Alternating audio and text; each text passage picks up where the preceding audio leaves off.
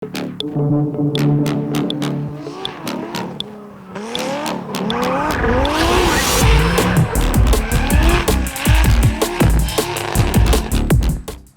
Mina olen Saavo Vaida. Ma olen tegelikult professionaalne driftisõitja ja võiks öelda, et ma olen ikkagi sündinud ja kasvanud terve elu Keilas. Ja Keila ongi mu kodulinn. Sellega seoses me oleme tulnudki tegelikult siia lennuki juurde just sellepärast, et siit võiks öelda, et mu tehniline teekond on alanud. Et ma ei hakka rääkima sellest, kuidas me väikeste lastena Vasara tänaval pidime jalgratastele ketti peale panema, et üldse sellega sõita saaks, vaid kuidas me ikkagi arenesime sinna poole, et tehnika oleks siis meile meeldiv.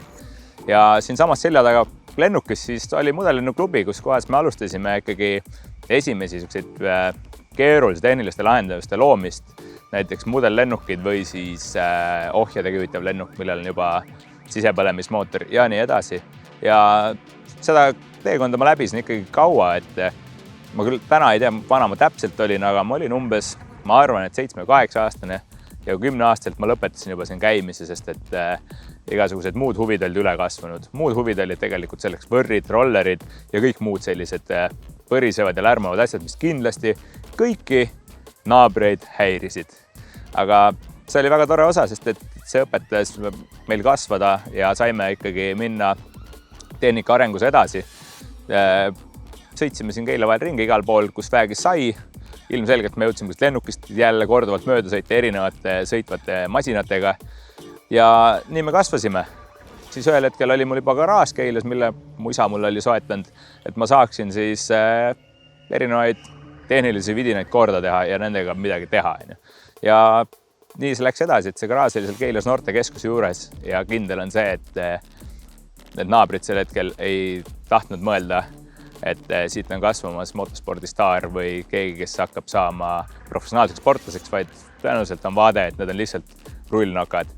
Ja nii me tegelikult ehitasime seal igasuguseid erinevaid autosid, lärmasime, lasime ketsi seal tänavatel majade vahel.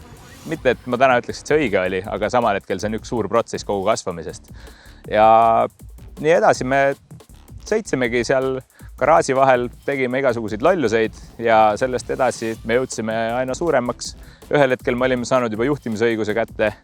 Kindlasti see garaaži ees hängimine hakkas vähenema, aga samal hetkel hakkasid lõbusad asjad edasi pihta ja nii me siin Keilas oleme neid asju teinud. Lõpetades sellega, et Ujula parklas tõenäoliselt iga õhtu kummi vilistav BMW ei pruugi olla üldse see, kes me arvame, et on rullnakk, siis tegelikult sealt võib olla ikkagi midagi muud sündimas, et inimesed tegelevad tehnikaga ja nad proovivad kuhugi kasvada ja see on lihtsalt üks väljavaade ja võimalus on need asjad kuskil proovile panna. Igal juhul see garaaži vahel hängimine siis ei olnud enam tavaline häng, vaid sellest hakkas kasvama välja teadustööga meie enda jaoks. Et võib-olla kõrvalt vaadates see ei ole midagi erilist, aga et seda asja üles ehitada, autohuvi oli meil suur. Läksin siis Tallinnasse kooli tööstushariduskeskusesse, õppisin autotehnikuks ja seal sai kõiksugu võimalusi õppida ja näha, kuidas ikkagi midagi teha. Nii et haridustees on see nagu oluline osa ja kogu selle arengu juures, et kuidas tehnika üldse toimib, on meil seda kooli ka vaja. Ja koolis käies ühel hetkel jõudsin tegelikult praktikale siis Keilasse KEK-i rallitiimi, mis on jälle omaette elamus, sest et sinna üldjuhul ei saada praktikale. Sel hetkel rallitiim töötas veel täielikult võidusõidu autodega, siis see tähendaski seda, et kui ma olin praktikal, ma nägin iga päev hommikust õhtuni ainult võidusõidu autosi. Ja sealt hakkas see võidusõidu pisik selles mõttes kasvama, et ma küll sel hetkel ainult vesistasin ja ei osanud mõeldagi, et ma võin kunagi omada võidusõidu autot, et eks ma sain aru, et see on võimalik, aga kuidas seda teha ja mille jaoks ja mis ala on mu lemmik, seda ma isegi ei teadnud.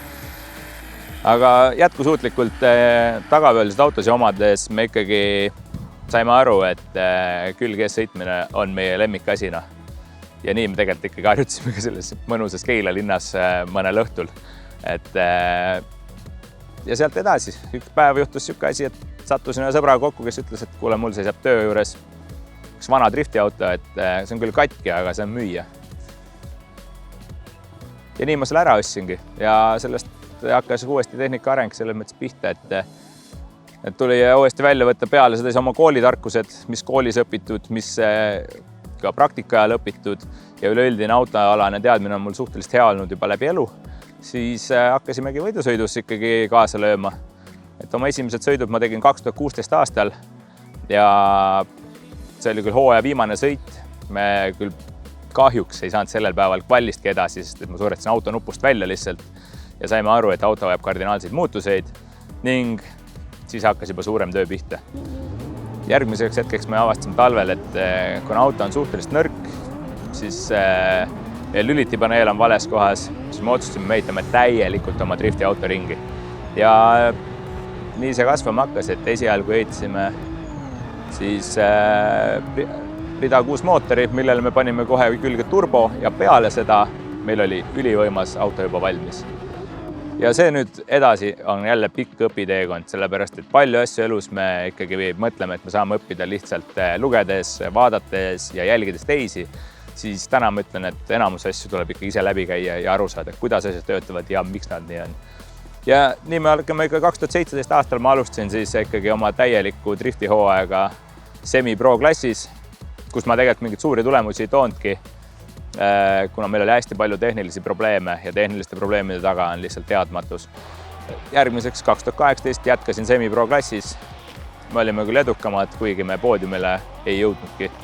Ja 2019 alustasime siis juba pro klassis, mis on nagu veider hüpe, aga hüppe jaoks oli meil vajalik lihtsalt see, et me mõistsin, et sõidustiili parandamiseks meil oleks veel paremaid rehve, mida enam semi-pro klassis lubatud. Ja me pidimegi minema siis järgmise alas tõusma kohe sammu võrra kõrgemale. Õnneks see sai meie debüüt aastaks selles mõttes, et esimese sõiduga me tegime võidusõidu ja ülejäänud hooaja me kulgesime mõistlikult kaasa, nii et me hooaja lõpus pro klassis lõpetasime 3. kohal. Peale seda aasta 2020 oli üks paras õnnetuste rada. Nüüd tegime autole hästi palju erinevaid muudatusi ning selle auto ehitusprotsess ikkagi hakkas meie tänasel seisul, ma väidan, et käis üle meie pea ja me ei saanudki nagu aru, kuidas seda asja lahendada, et kuidas paremaks saada ja mis valesti on. 2021 tegime jälle väga head sõite, auto oli tunduvalt parandatud.